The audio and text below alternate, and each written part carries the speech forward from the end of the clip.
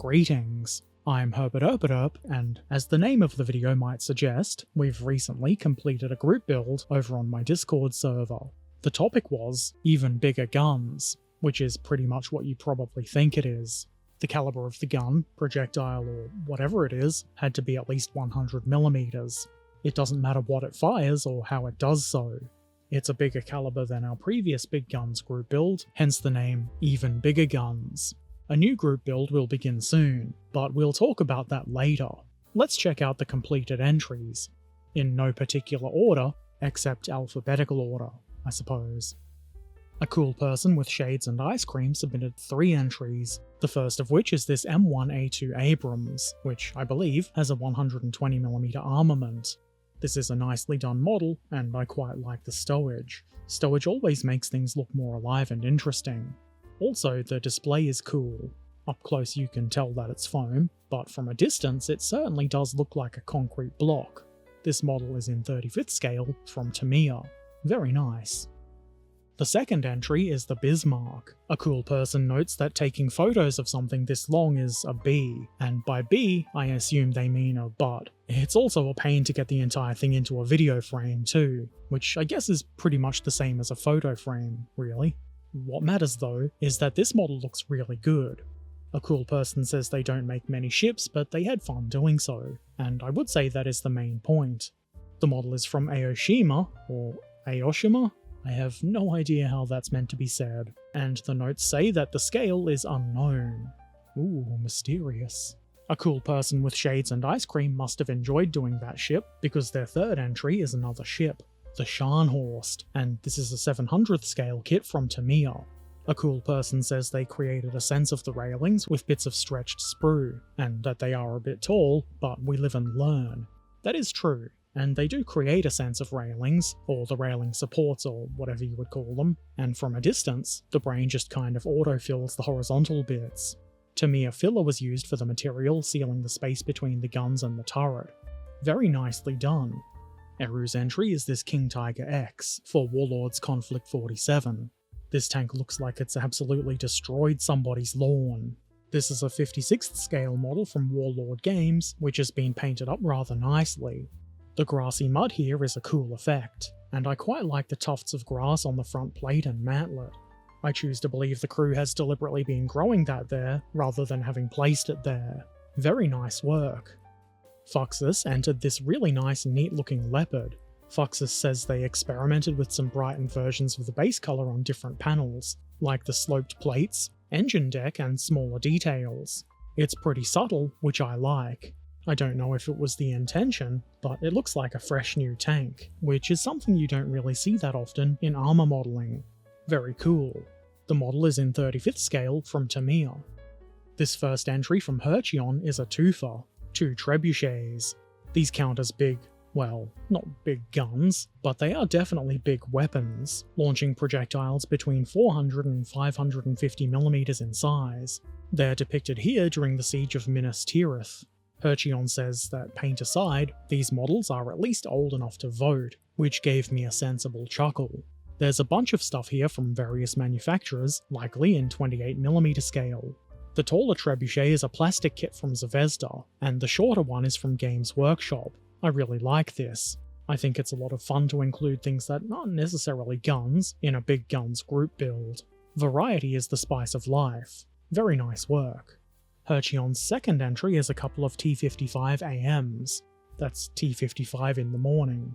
These are nicely painted to depict the Cooper Battalion of the Victorian Republican Brigade from an alternate history Australian Civil War, alongside some antique Universal carriers. The tanks are 15mm scale from Battlefront, and the Universal carriers are from the Plastic Soldier Company, also, unsurprisingly, in 15mm scale. I do quite like the creative alternative universe kind of stuff.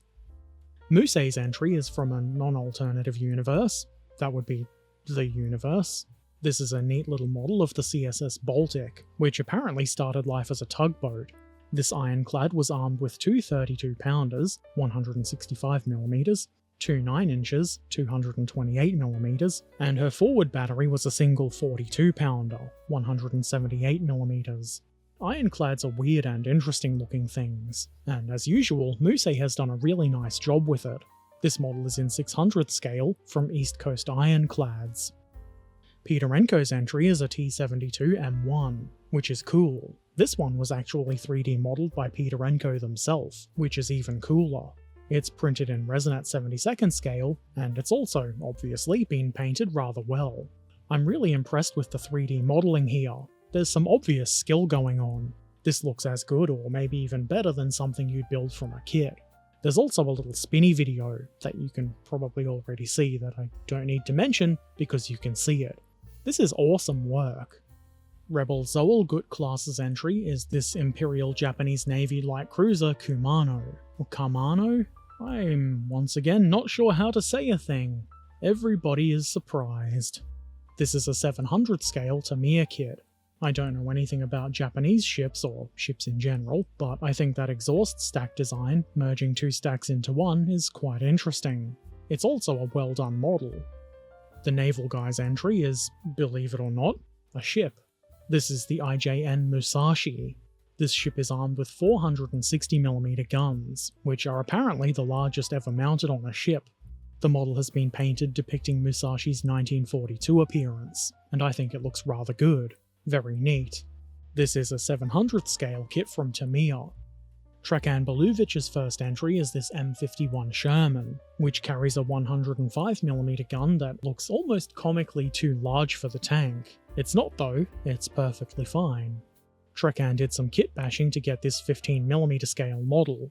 The tank itself is an M4 Easy 8 from Battlefront, the main gun is an 88mm gun from Battlefront's Jagdpanther, which has been installed upside down, and the duckbill counterweight is from an M10, probably also from Battlefront. Trekan notes that this is for wargaming purposes, and for that reason I'd say that it's perfectly fair to not have a 100% accurately sized gun and things like that. It looks the part and that's what counts, and I think it's a really cool and well done kit bash. Another entry from Trekan, a little bit less kit bashed this time. This is an Su-100, which has been very nicely painted to depict one of the World War II era vehicles supplied to Egypt and used in the 6 Days War. Not so fun for the crews getting ancient equipment, but the model looks really cool. This is another Battlefront kit in 15mm scale. Trekan's third entry is a little bit smaller. This is a battery of Gvozdikas with a BMP observer. These models are from GHQ in 258th scale, so they're tiny. I guess technically not the smallest big guns in the build, considering there are ships in 700th scale, but they are still very tiny models. Having the little indicators of what they are on the bases seems like a really good idea for gaming at that scale. Very well done.